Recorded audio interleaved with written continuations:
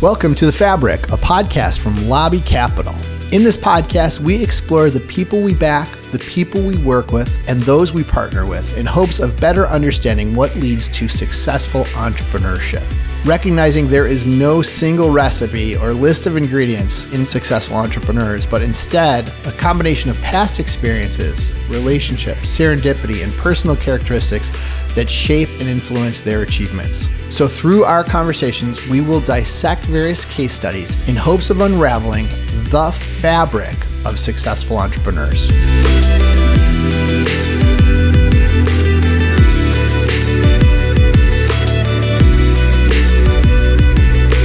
Welcome to The Fabric, a podcast by Lobby Capital. I am your host, Buddy Arnheim. I'm also a general partner here at Lobby Capital. We are an early stage venture capital investment fund founded in April of 2021.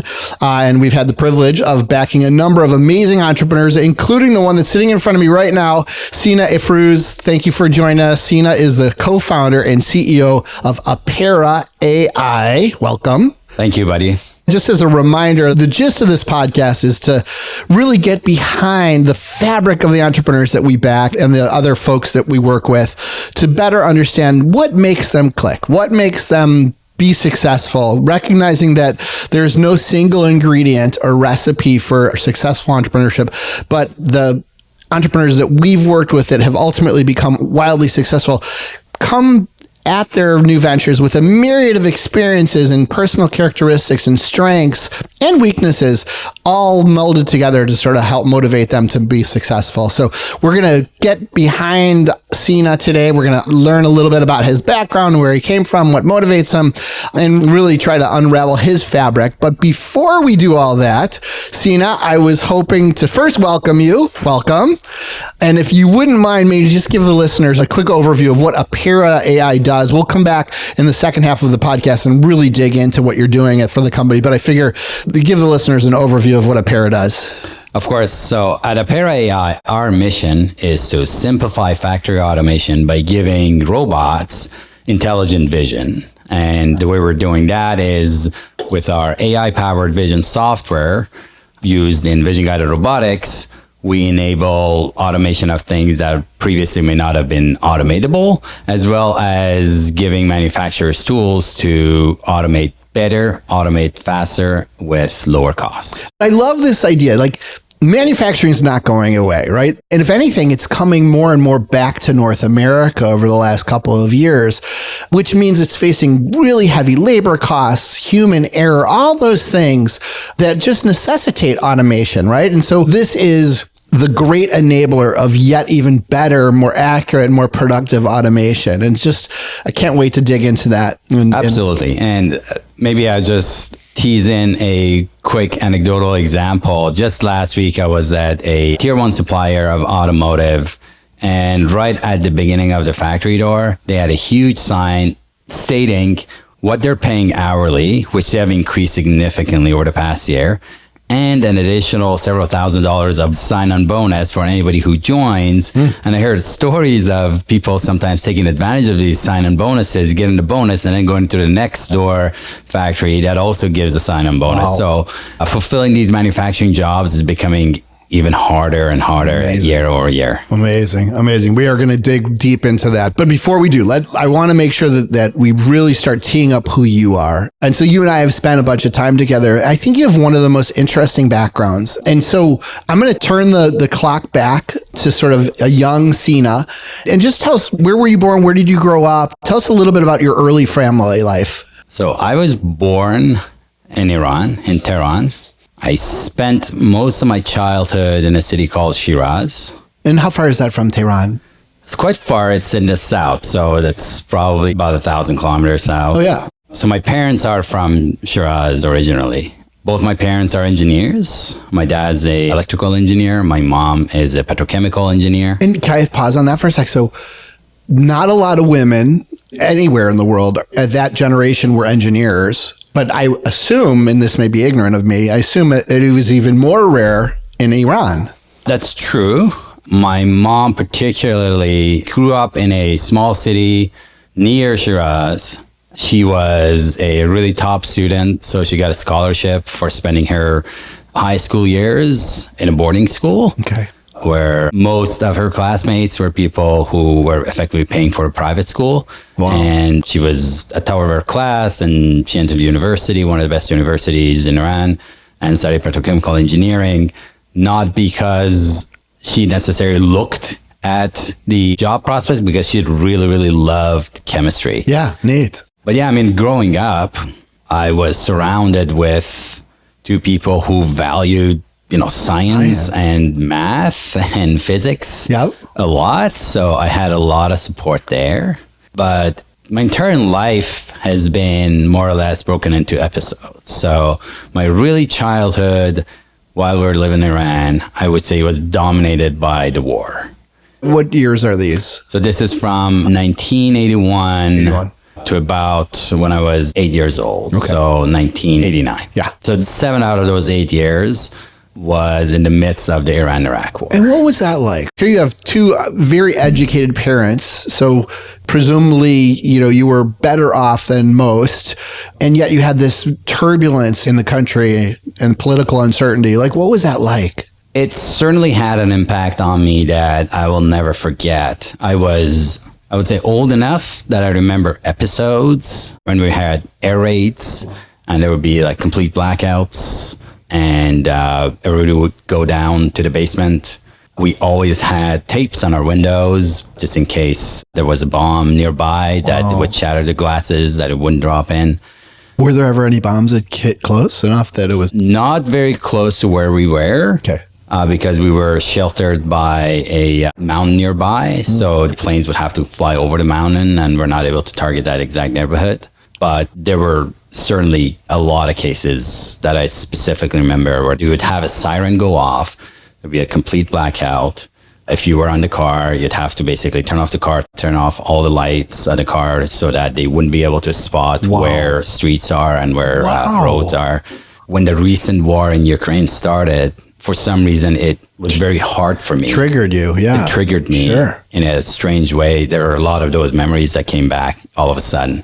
At the dinner table, when you would sit down with, and I forget, you have a brother and a sister.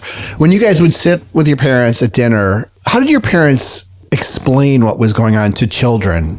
What did you understand to be the circumstance that was causing this? What's interesting is from the moment that I remember, which is probably from around 4 or 5 years old, the war had gone on for such a long time that unfortunately had become the norm. So there was just not that much. It's just the way of the life. Yeah, wow. Like people didn't see when it's going to end. So there wasn't as much discussion perhaps at the dinner table about it. I'm sure there were more discussions when it had started, which is something that I fear will happen, with the most recent war, which is as it drags on, it becomes part of the life and people get used to it. Was there a sense, like in schools, was there a sense of, we're right, they're wrong, we're good, they're bad? And how was that?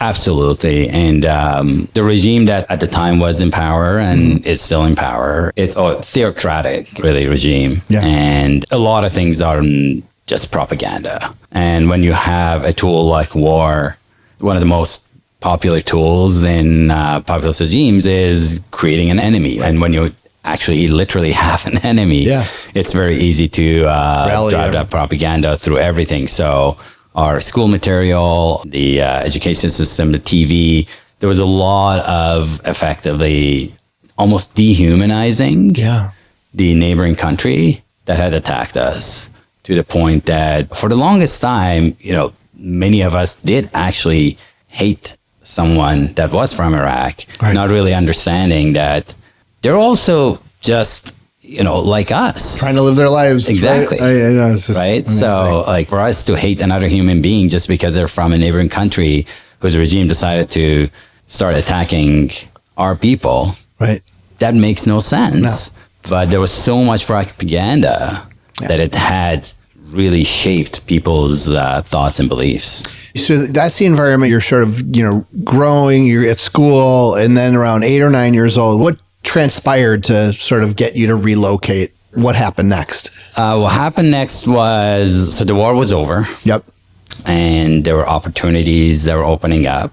And particularly two things transpired. So my mom, who had, I believe, about 1 or 2 semesters to finish a degree, which she wasn't able to because of the revolution that happened. And she was a bit political.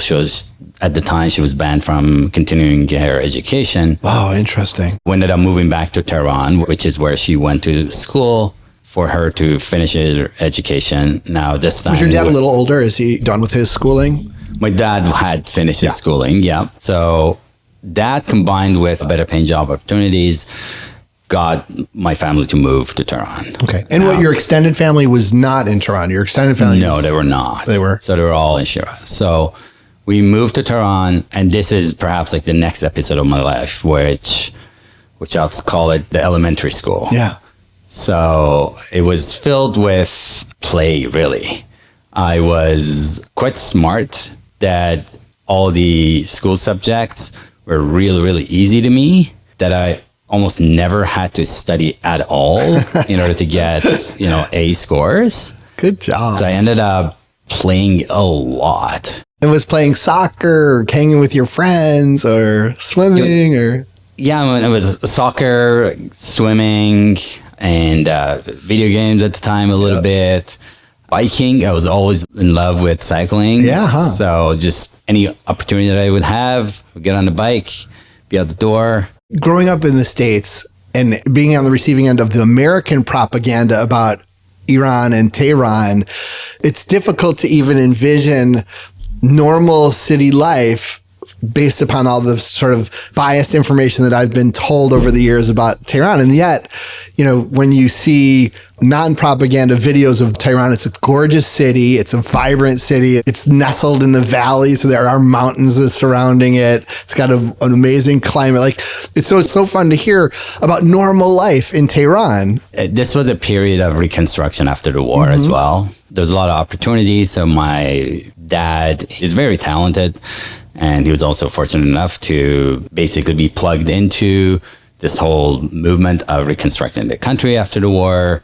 So he ended up basically seizing opportunities and having better positions. And all of that resulted in our wealth to also grow. And, that period not only was all about play, but it was also a lot of, I would say, independence on my side. So I had a younger brother and a younger sister.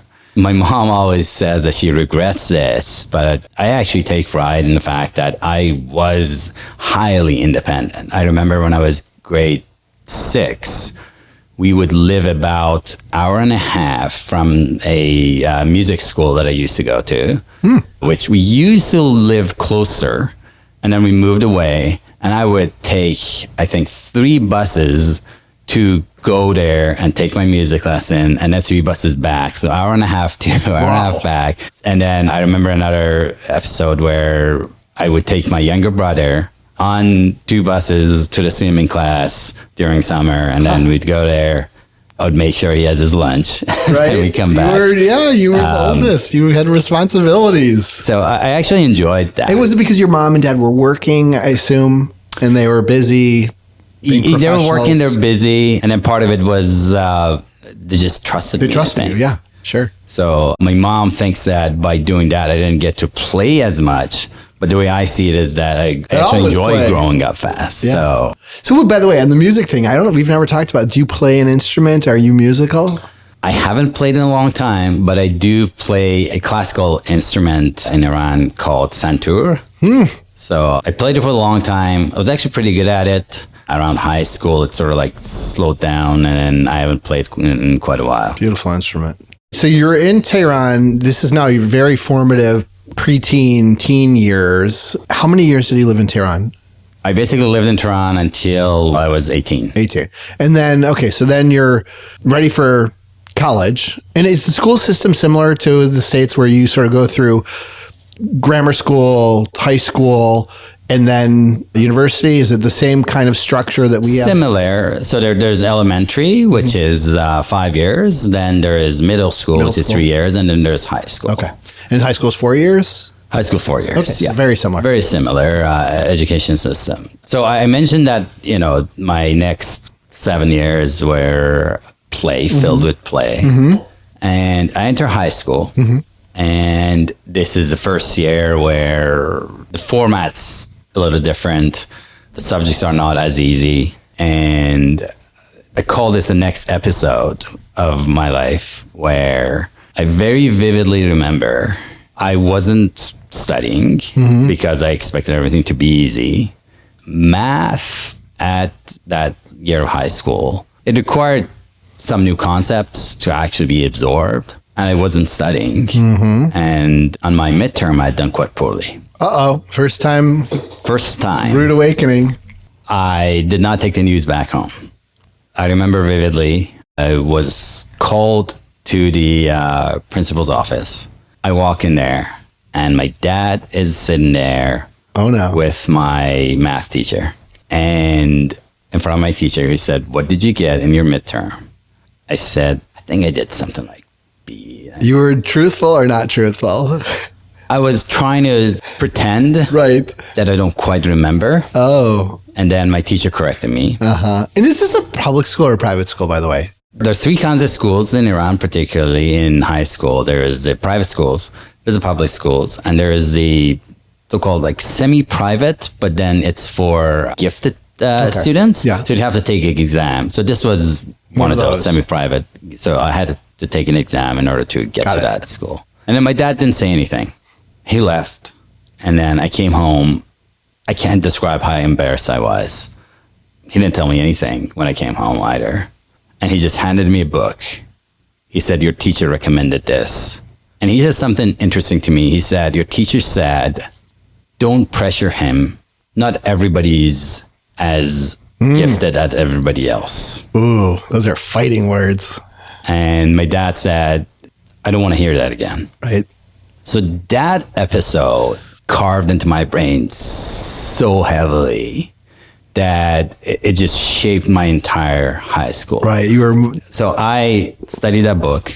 I remember the final exam of that same course was so difficult that the teacher said, "It looks like everyone's done really poorly on that exam. I'm giving you the option of choosing whether you want me to score your final exam or whether you want me to give you a grade based on your performance of primarily your midterm and your homeworks." Oh, gosh. Out of the class of, I think, 35 people, I was the only person that took the final exam grade. Who said, "Mark the final exam." And I only had 1/2 a point mistake. Wow. I ended up becoming really good friends with that high school teacher. His son's actually now in Canada. We've connected. But that really shaped my understanding of what it means to study. Well, a couple of things that are sort of coming out loud and clear. First of all, you clearly do not want to disappoint your dad. And second, what I'm hearing is you knew you could do better. Like you did not want to be graded off of a half effort. You only wanted to be sort of graded off of your full effort. So all of a sudden you were willing to put in your full effort and prove that you were one of those that was going to do well in that class. And we didn't talk much about the relationship you had with your father and your mother, but maybe embellish there, because it sounds like you have a lot of respect for them intellectually and career-wise, but describe your relationship with your dad. I'll preface it by saying, for me, my dad was an enormous influence, not because he was the most successful businessman, but because his integrity was impeccable. And I learned from my dad, how important it is to both be honest to yourself and honest to those that you interact with. And that's always sort of stuck with me. So I'm curious, what was your relationship like with your dad? Did he play soccer with you? Did you guys study together? Was he a friend, or was it more sort of, dad intimidating? I don't think he was intimidating, but he certainly was a father figure. Yep. Than I would say a friend. I respected him a lot. He's very opinionated. So am I. Yeah. So we ended up headbutting a lot during my teenage years, which I ended up regretting and respecting his opinion as I grew up. Amazing how smart they got, right? I tell my daughters all the time, you might think I'm a complete idiot now, but I guarantee that 5 or 10 years from now, you're going to look back and say, God, Dad's learned a lot. He's not so stupid anymore. On the other hand, my mom has been always supportive. Yep.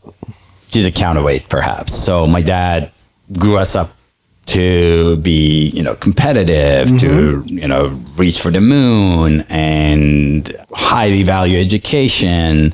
And my mom is supportive, as in, okay, well, you need to do really good in education. Well, let me give you the support that you might need to actually be good.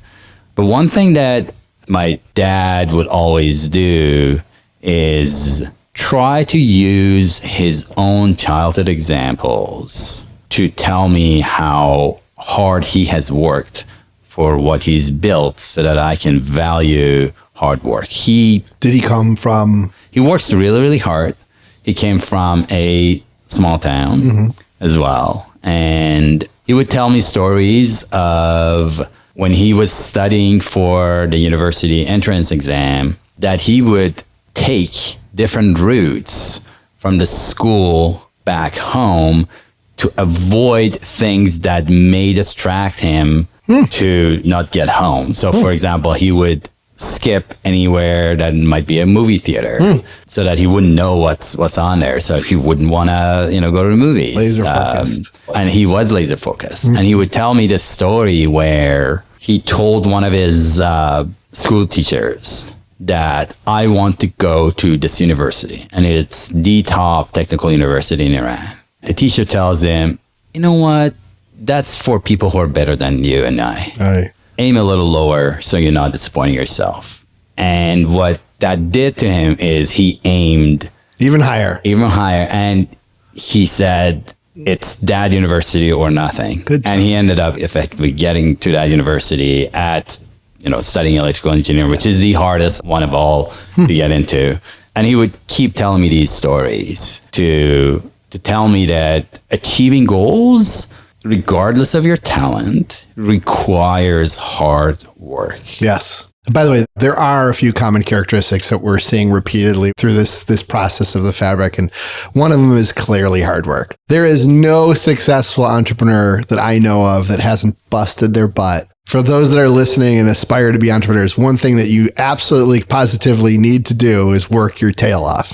That's true. And even to this day, my mom's often the person who is telling me to slow down a bit. And my dad's saying, no, drive harder. He's saying, just stay healthy. But he then says, when I was your age, I was probably working 12 to 14 hours a day. Yeah. So it's not going to kill you. Okay, so you finished high school, you're ready for college. And what were your choices and how did you think about where you wanted your college education? So what happened with my college education was I knew that we're moving to Canada. Can you talk a little bit about what catalyzed that? What was the sort of impetus for you guys leaving Tehran? I think around the time that I entered high school, that's when my dad decided that in order to have a better future for all of us, it's best to leave home. I assume it was the political environment, the Revolutionary Guard. Predominantly. More and more. It's a political environment. It's the fact that growing in that system is not merit-based. There's a lot of connections that are at play. There's a lot of unhealthy competition that is at place. And it's the kind of thing that primarily generates stress for you than a good sense of winning. Even when you're winning, you don't feel like you deserve to win. So my dad, one of his closest friends, had already moved to Canada. He was vouching that this is the right thing. You should do that for your family as well. I don't have a great understanding of the immigration policies that Canada had in place at that time. Was Canada very open? Was it? So Canada was, I would say, the process was very transparent, if you will. So you would have to have certain qualifications in terms of your education. So the fact that your parents were... Yeah, exactly. So years of, work in a technical field. And the process was very transparent. So was, I think, Australia's, but then most other places, including United States, was not very transparent. So that led to him preferring to move to Canada. That's a big move too. I mean, all of your family's in Iran. Like, he must have felt the import of leaving to sort of get, greener pastures. But gosh, was there angst around the dinner table as this was being talked about? Was it sort of a fait accompli when it was introduced to you and your brother and sister that, hey, we have decided we are moving to Canada? Or how did that evolve? Were you guys part of that discussion, or did your parents just one day say, guys, we thought a lot about this. This is what we're doing? It was more of a ladder, but I think all of us were somewhat excited about it. So we were told about, how life is better and there's more opportunity. And that's the one thing that I think we all have in common, which is, as a family, we're all very ambitious. So we were excited about the opportunity. Had you guys ever traveled outside of Iran at the time? No. Never. So my parents had. They had. But none of us had. We had never actually traveled outside of Iran. We were never, I would say, a wealthy family, but my parents made sure that, whether it's going to send me to private school or just having all the necessities of life. Yeah. You're comfortable. We were very comfortable. And they definitely made a serious commitment to your education. Yes, very much. Yeah. So then we moved to Canada. Did you speak English at that time? So we did go to English classes very religiously from early age. Okay. So we all spoke enough English that when I came here, I was able to pass the English exam and enter university. So you mentioned, we had to say goodbye to everyone. And this is where the next episode of my life comes to play, which is I had to say goodbye to my high school girlfriend. Oh, we've never talked about your high school girlfriend. No, I certainly had some headbutting with my dad over that because he was certainly concerned what impact that may have in my choices. So what ended up happening was I entered university. How did you choose? How did I choose the university? Yeah, like your family knew they were coming to Vancouver. Correct. And then, so there really was two choices there, I assume, for a technical degree. I mean, share with the audience. So there are two primary universities in Vancouver. There's the University of British Columbia, and there's the Simon Fraser University. Simon Fraser University's engineering program at the time was very well thought of and very well regarded. As to what option I would take, the systems option, which was about robotics, is something that resonated with me. It was also maybe additional credit at the time, me wanting to prove that I'm really smart, that systems was considered one of the harder ones to do. So I ended up choosing to pursue systems option. And in university, it was the first time in my life that everything that I was studying was enjoyable to me. It's like, oh, you want to take physics all day and night? You can do that. Yeah, great. Here's your choice of electives. Pick the one that you like the most. And it was a huge, huge difference in me liking to actually learn about all those subjects. It was also perhaps when it dawned on me that I'm really good at this. Yeah. It's really interesting. We sort of wrestle with recommending to our children that they, follow their passion, right? And I think over the last 5-10 years or so, I think that soundbite has come into question. Is it really follow your passion or work hard at something, become good at it, and then when you're good at it, follow that? And I'm not sure I have the right answer, but what I'm hearing loud and clear, and it resonates with me as I compare you with other entrepreneurs, what I'm hearing is that, when you found interest in something, you were able to really dig into it, really, because you enjoyed it. It wasn't work. It was sort of fun learning. And as a result of that, you ended up excelling at those particular subjects that happened to be the preponderance of everything that you were studying at SFU. And so maybe another lesson, another sort of element of your fabric is, when you're doing something that you enjoy, when an entrepreneur is doing something that he or she or they enjoy, they're able to excel at it. And you sort of first witnessed this at SFU, and obviously that's perpetuated in your career. The internships. So your first step into the sort of working world were these internships. And, talk a little bit about how you decided where to work and what kind of things attracted you or were interesting to you. Because eventually you got into computer vision and now robotics. And that journey is something I definitely want to kind of flesh out a bit so people can learn of course. From it. My very, very first internship was at a semiconductors lab at SFU. Mm-hmm. This was before we were applying for internships. So I basically went to my professor that I had finished a physics course with, and I told him, can I work in your lab? Yeah. It was a fascinating experience. Back then, this is 2001. They were making semiconductors that could clock at over 10 gigahertz. Even today, we still don't have chips that are commercial that are clocking at that speed. It was a really good experience, but it also taught me a lot about optics and process in experimentation and being result driven. But it also helped me secure my second internship, which was at the time with BC's most successful tech startup. They were already at that point public. This is Creo. Creo. Later they got acquired by Kodak. Right. What did Creo do? What was their business? Their business was they built pre-press imaging machines that would image onto the pre-pressed plates using a patented laser technology. The lithography, essentially. Yeah. Yep. So I got an internship there in their research department, where I was working on coming up with automated ways of tuning these laser etching heads to have a uniform laser profile. Okay. That's where I ended up being a co-inventor on my very first patent, which was a fun experience.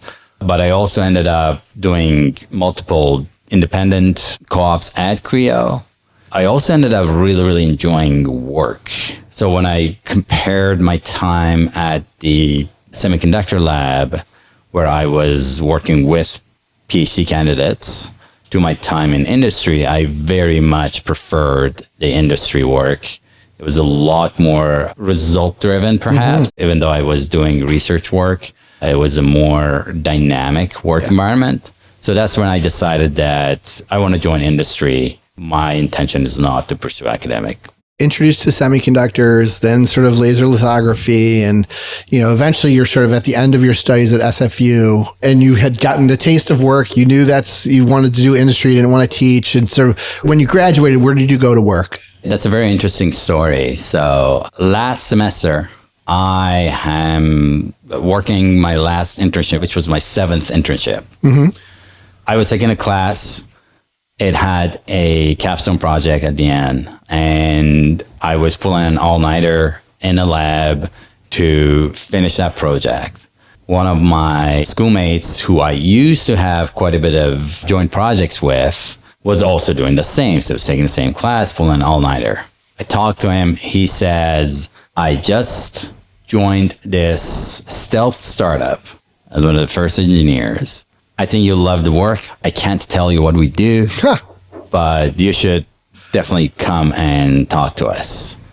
And this is a day after the company that I was doing my internship with gave me an offer to start full-time with them. All right, so you have a full-time offer from a well-established company that you sort of know and is stable, and your friend is telling you, no, come join a startup. I can't tell you what we do, but it's fun. And I would say that during our program, I also had a really interesting course, which was called Entrepreneurship for Engineers. And the instructor there, Mike Volker, he's actually, through his fund, is an investor at Apera. All right. The course was fascinating because it really opened up my eyes to what the world of entrepreneurship in Canada could look like. I want to get into this now because when we talk to the various entrepreneurs we've backed, entrepreneurship is a seed that gets planted and seems to germinate and grow in their minds. Was this the seed? Was this the moment that it got, or had you always thought to yourself, I'm smart. I don't want to have a boss. I'll start my own company. Like, how important to you was entrepreneurship before this moment? I think what drove me very much to entrepreneurship after learning what entrepreneurship means was two things. One, the opportunity to make a big impact. Mm-hmm. The fact that we had entrepreneur guest speakers during this course, and everybody was talking about the pain, but also the reward. Yeah.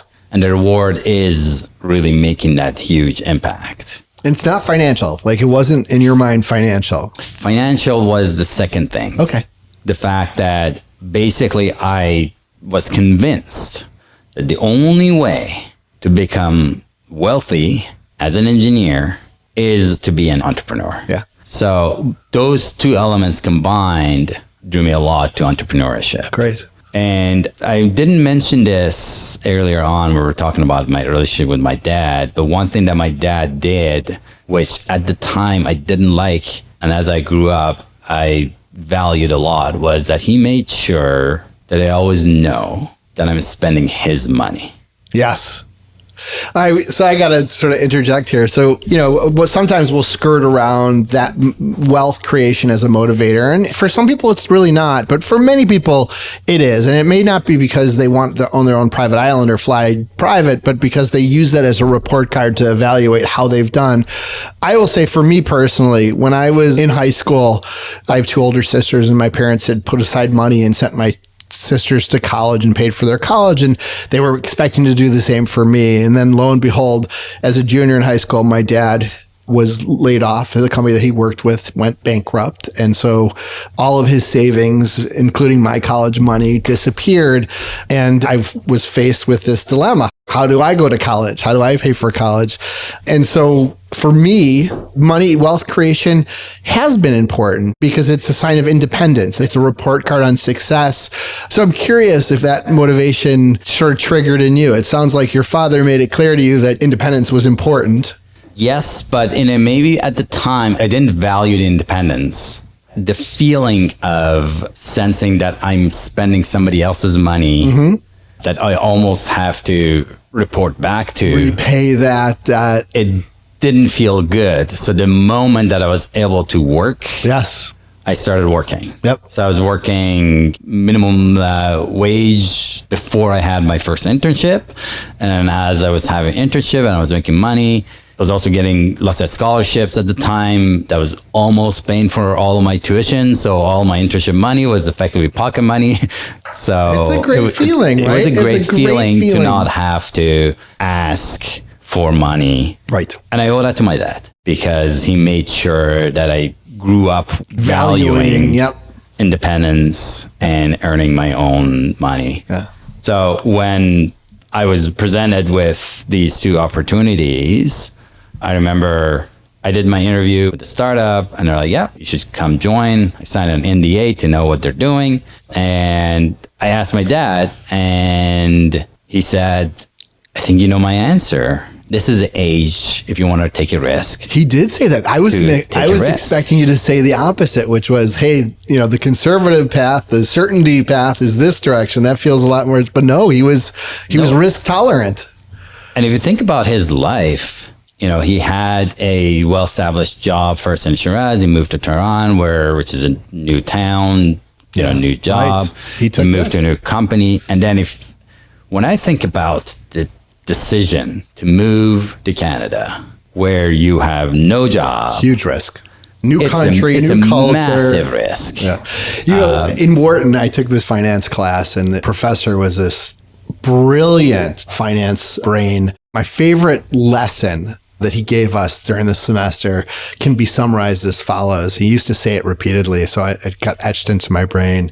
If you're a lover of risk, you'll always make money. And if you don't like risk, if you're not willing to embrace risk, you'll never make money. I firmly believe that at this point. And we see it repeatedly in our portfolio and other sort of successful entrepreneurs.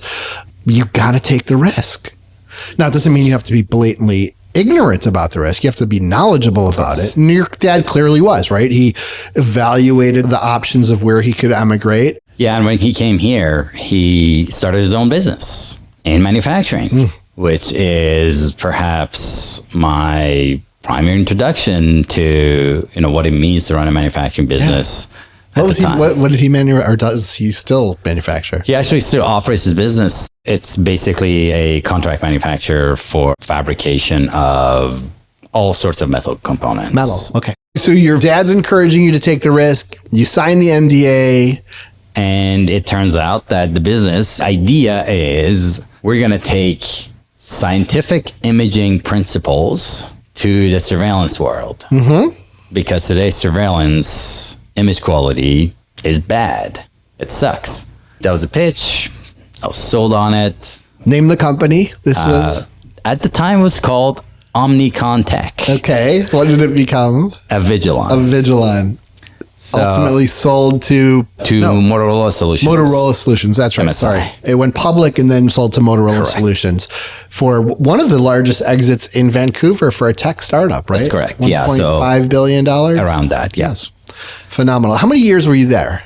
I was there for close to 9 years. 9 years. And how many employees were there when you started, and how many employees ultimately when you left? So when I started, I think we were just about 10. And when I left, I believe we were close to 1,000. Amazing experience. What a fun ride. What are 2 or 3 of the most sort of salient things you learned in that journey? The first thing that I learned was it takes a little bit of time to fall in love with something. So I think the first week and the second week, I'm like, oh my God, there's nothing here. They don't know what they're doing. I don't know what I'm doing exactly. And then within the first month, I think it was the first full weekend that I was both Saturday and Sunday at work. And I think that pattern continued for the next probably like 4 or 5 years. I think I started taking one weekend off eventually. But I fell in love with the vision, the mission, and more than anything with people that I was working with. This is a period where also, I mentioned my high school girlfriend. So we maintained a long distance relationship. That's a really long distance relationship. Very long distance. I really, truly loved her. And right after school, I basically went to Iran and we got a marriage certificate so that she could come to Canada easily. And she came to Canada. She actually started studying at Simon Fraser as well. And we got married. And this next episode of my life has been basically Avigilon and 120% support of my wife. I'm going to push us forward. So, Avigilon, there's a lot of learnings there and good luck, right? I assume within there's some elements of good luck that propelled the business. Finally, 9 years pass, the company's gone public, it's bought, you're working at Motorola. So what made you leave at that point? I actually left shortly before it got acquired by Motorola. Got it.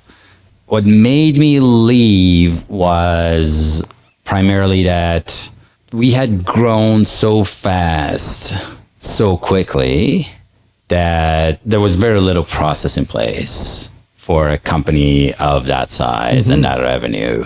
We had to almost put a brake on to start introducing the process. Ultimately, I thought my time is better spent outside of Avigilon. I didn't feel that I have as huge of an impact that I used to have. I mean, at the time, I was responsible for the team that was contributing to about 70% of our close to $400 million in revenue. I really did love the team. I did love the culture. And when it was suddenly changing for what I considered not the best, I thought it's time.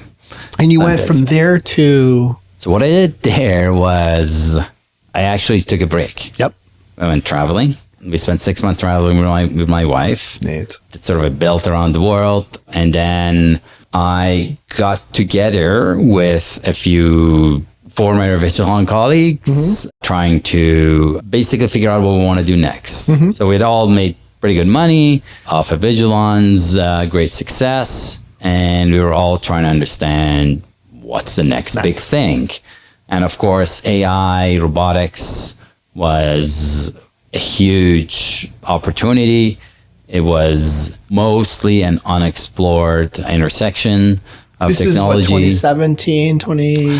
This is around 2016. 2016, yeah. And at the time, nothing really gelled, but I did want to really immerse myself into AI. So I had an opportunity to join AWS AI. So I took that opportunity to really get into the heart of what is today's AI and deep learning. And what was you spent about a year there, if I recall. What was the gist of the project there? It wasn't working on the robotics in the warehouses. It was AWS. It was sort of the cloud services. What was sort of the high level gist of that? I was part of AWS AI. Okay. And it was at the time a fairly new division. During even that year, it grew quite rapidly. Mm-hmm. My role was really interesting, and I loved the work. I was effectively a deep learning expert that would pair up with others who had ideas to really move AI projects forward. Okay. So the first project I really got heavily involved in is I paired up with a speech scientist out of Cambridge, UK, on building the next generation of text-to-speech for AWS.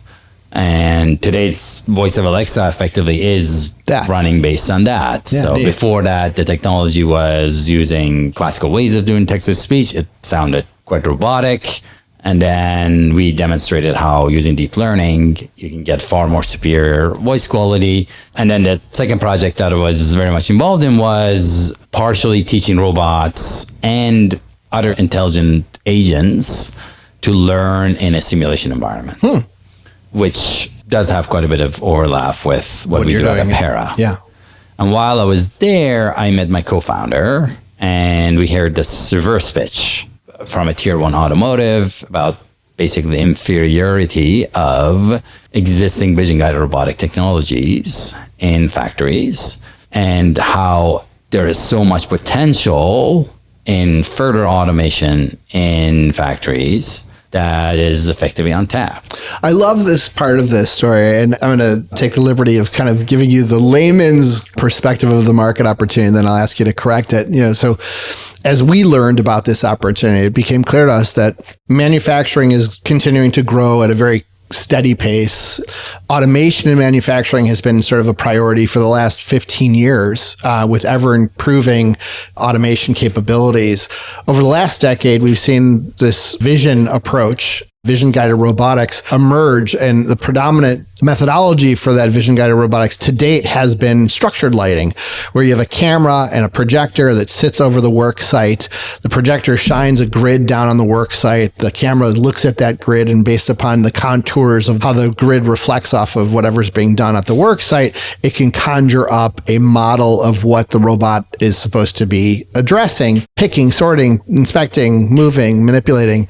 The problem is that projector is subject to a bunch of vulnerabilities. One is it doesn't necessarily do well with things that are see-through or clear or shiny or overlapping. Those are difficult things for the grid, the projector, to sort of render an accurate image of. There's also issues with the lighting in the building that can change over time, and so additional lighting interferes with the projection. And so those all cause vulnerabilities with structured lighting that we heard repeatedly from manufacturers are problematic. Along comes you guys with this idea of bivision. And the way I've interpreted what your story was, hey, humans have two eyes and a thing called a brain, which is kind of an AI engine. What if we just mimic that and have two eyes and an AI engine looking over this site, and thereby be able to sort of more accurately render what the robot's supposed to be manipulating and be able to give the robot instructions in real time? Okay, so that's my story. I'm sticking to it. Correct it if you can. Where did I go wrong there?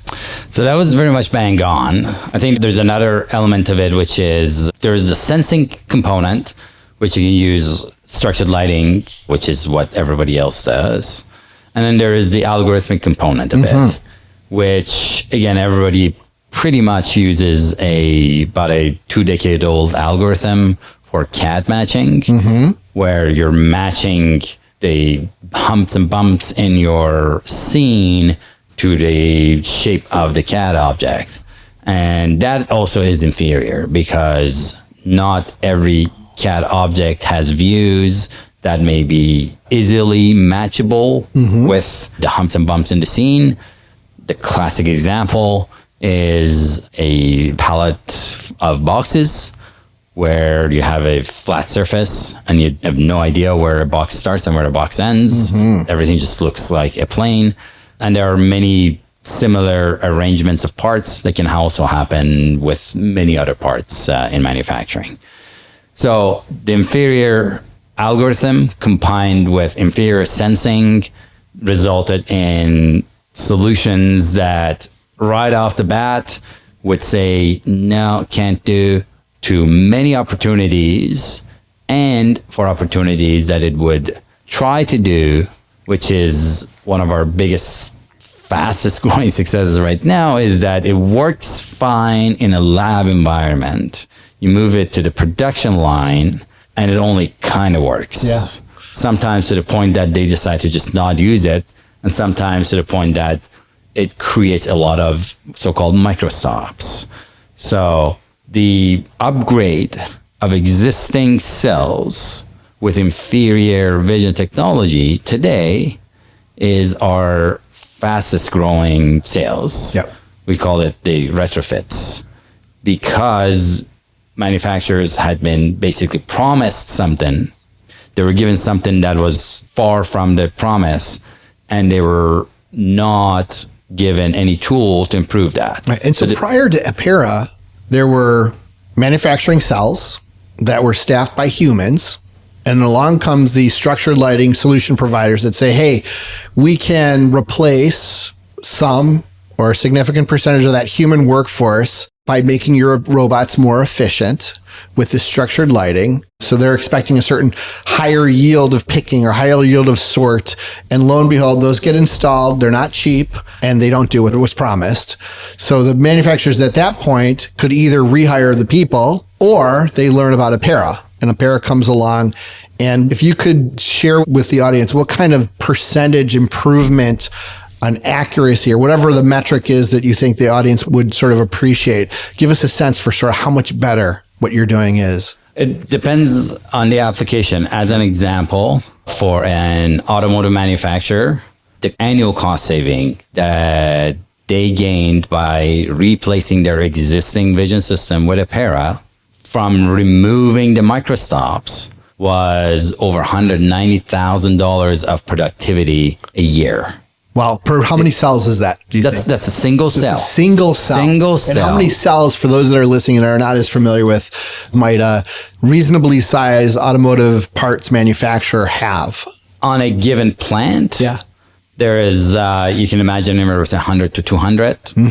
And a typical automotive tier 1 OEM, they probably have anywhere between 30 to 50 plants around the world. Yeah. The opportunity is absolutely massive. Ginormous. And the impact that they see is absolutely massive. The rule of thumb in automotive, for example, because it's expected to be a highly productive, highly optimized manufacturing process, is that 1 hour of productivity loss costs about $10,000 in lost revenue.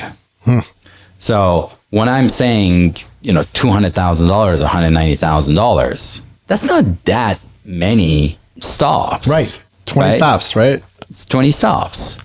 But that 20 stop contributes to so much revenue loss that if it takes half an hour to get it back up and running, then it's worth a lot to actually address that. Yeah. So that's what Apera brings.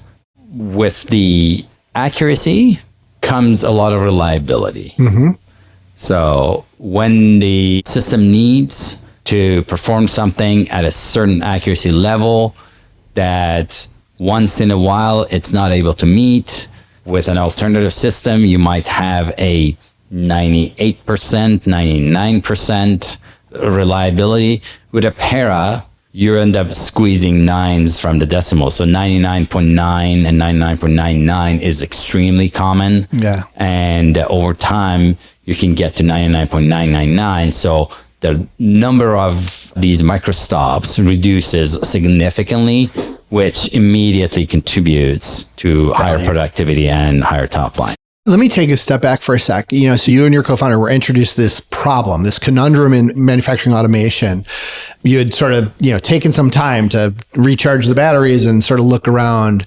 How did you get conviction that you could solve this problem? How did you get an understanding of the market opportunity? How did you put it in motion? We started by, as you stated, saying inferior sensing, inferior algorithms. How do we remove both? As you stated, we were inspired by human vision because many of these tasks that are not even attempted for automation, ultimately humans are doing it. Mm-hmm. So a lot of times people credit humans' dexterity to these tasks. But the matter of fact is, in manufacturing, and I state manufacturing because I want to separate it from the challenge in perhaps order fulfillment. In manufacturing, because you're performing the same task over and over and over, it is very much possible to design an end-of-arm tooling, a gripper, for that very task that may even cost $5,000 to $10,000. Mm-hmm. But because you get to use that end-of-arm tooling for several years, then the return on investment is a no-brainer. Mm-hmm. So the gripping can be customized. It's really the vision guidance that is the biggest problem. And because humans are able to use simply two cameras mm-hmm. with a intelligent processor to solve this problem, we said, this must be the way that we solve this. And to be fair, bivision or stereo vision had been how 3D vision guidance started back in late 90s and early 2000s. It's just that people gave up on it because they were using inferior computer vision algorithms. They didn't have the processing. That they just were not intelligent enough. So everybody naturally gravitated towards structured lighting systems where you're trying to solve this difficult computer vision problem by bringing some sort of a structure in the form of a structured light mm-hmm. to simplify the computer vision problem. Now, one of the biggest challenges in today's AI is the data. Yeah. It's one thing to have humans sit down and draw boxes around traffic lights and pedestrians to label the data. It's another thing to expect them to select every pixel and give it an XYZ coordinate in space. Yes. It's just not practical. So right off the bat, we knew that the only practical way to solve this problem is for us to train the AI in a simulation environment using digital twin and synthetic data. Mm-hmm. So we set off to solve that problem. However, the problem at the time was nobody believed that you can train AI in simulation and use it in a real environment because there's a so-called domain gap problem. There's a sim to real gap problem where you train well on simulation, it performs well in simulation, but it doesn't perform well on real data. So we set off to solve that problem for manufacturing. And that's one of our certainly trade secrets, where our neural network architectures combined with our proprietary data simulation, they match perfectly to the point that we can train in 100% simulation data in a completely automated way. And the trained AI performs highly reliably. And when I say highly, I'm talking about 99.9 and 99.99% reliability in real environments. Off the bat. Yeah. Let's talk about the future. You've now built this amazing product. You have dozens of customers. It is really a fun time right now because you're seeing phenomenal growth. Talk to us a little bit about where the future of Apera goes, and ultimately, how are you going to define your success? Whether it's 3, 5, 7 years from now, what would be a success for you? So today we're really at early stages, I would say, of expanding through some of the largest and most successful manufacturers in the world. Our first customer was in automotive. Automotive is still a very meaningful vertical for us, but because our technology has no limit on material finish, on the actual shininess, on the transparency, it has unique applications that nobody else in the world can solve in some of the industries like hand tools, in life sciences, where almost everything is transparent and translucent. So we are also expanding in those markets. And when we talk to manufacturers, when they learn about the type of automation that we enable, everybody immediately starts talking about the opportunity that they see with this technology in the next 4 or 5 years. So I think the expansion opportunity is massive. We are getting integrated certainly into new sales. Our fastest growth today and our shortest sales cycle sales are in effectively these upgrades to cells that effectively have overpromised and underdelivered. And we go in there and we underpromise, overdeliver. Underpromise above where they've been promised in the past, Yes. and way overdeliver in the results. So that's where we're effectively making our mark. That appears to be a really, really good and rapid beachhead for us to get spec'd into many of the upcoming projects. I think Apera is going to be the eyes and brains of the cell. Vision is an incredibly rich sensor that brings a lot of information to make intelligent decisions. So I think the fact that we control the vision gives us a huge head start to any of the other components in a robotic cell to become effectively the brains of the cell. Yeah. We are already seeing the impact of our autopilot technology in guiding the robot's path, not only for the vision-driven aspect of it, but also outside of the vision-driven aspect. And by effectively becoming the brains of the cell, we're able to effectively become the necessity in every automation cell. So where do I want to take this company? We had a really successful exit with Avigilon. The robot automation market is about 10 times the size of Surveillance. the video surveillance. My goal is to build a company that's at least 10 times as large as Avigilon. That means a 10 billion plus company. I think the opportunity is certainly there. I think we have a big head start in front of our competition.